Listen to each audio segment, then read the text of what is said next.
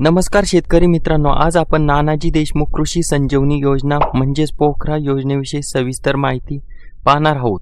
या योजनेमध्ये कोणकोणत्या गोष्टीसाठी किती अनुदान मिळतं, कोण पात्र आहे, अर्ज कसा करायचा आणि सर्वात महत्त्वाचं म्हणजे तुमचं गाव 7201 गावाच्या लिस्टमध्ये आहे की नाही ते कसे चेक करायचे। शेतकरी मित्रांनो, जर मी तुम्हाला सांगितलं की सरकार तुमच्या शेतीसाठी लाखोचे अनुदान देते, पण चुकीच्या माहितीमुळे 70% शेतकरी या योजनेचा फायदा घेऊ शकत नाही।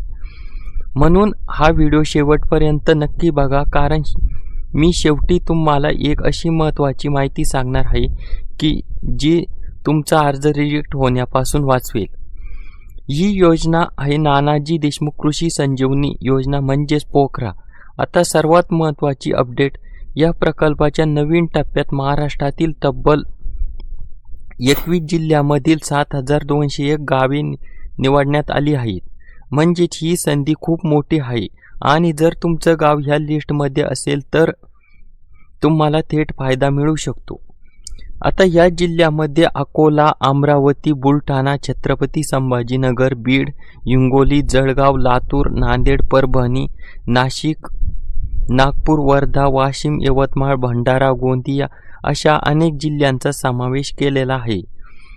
त्यामुळे सर्वात आधी तुमचं गाव ह्या 7201 गावाच्या लिस्टमध्ये आहे की नाही हे चेक करण्यासाठी यासाठी आपण आपल्या चॅनलवर आधीच एक व्हिडिओ टाकलेला आहे, ज्यामध्ये तुम्ही तुमचे 2 मिनिटात तुमचं गाव लिस्टमध्ये आहे की नाही ते चेक करू शकता। तो व्हिडिओ नक्की बघा। आता समजून घ्या, ही योजना महाराष्ट्रात हवामान बदलामुळे होणाऱ्या नुकसानाला थांबवण्यासाठी सुरू करण्यात आली आहे आणि जागतिक बँकेच्या मदतीने चालवली जाते। म्हणजेच ही खूप मोठी योजना आहे। या योजनेचा मुख्य उद्देश आहे शेतकऱ्यांचं उत्पादन वाढवणं आणि शेतीला आधुनिक बनवणं। आता तुम्हाला अनुदान कशासाठी मिळतं?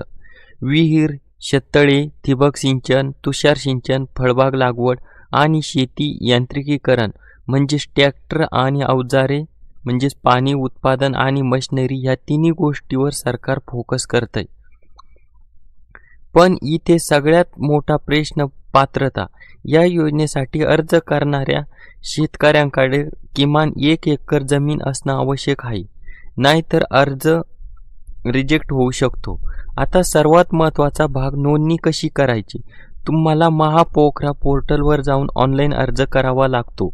अर्ज लॉग इन करून प्रोफाईल पूर्ण करा आणि योजना निवडा आणि अर्ज सबमिट करा।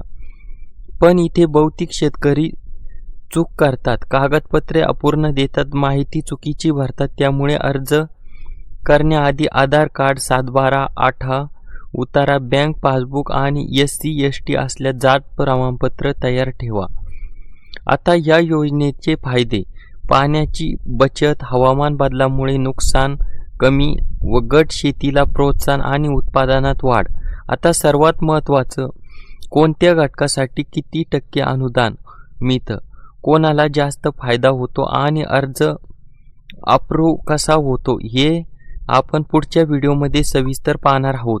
ज्यामुळे जर तुम्हाला खरोखर या योजनेचा पूर्ण फायदा घ्यायचा असेल तर आत्ता चॅनलला सबस्क्राईब करा, कारण इथे आम्ही फक्त माहिती नाही तर तुमचं नुकसान वाचवणारे खरे मार्ग सांगतो।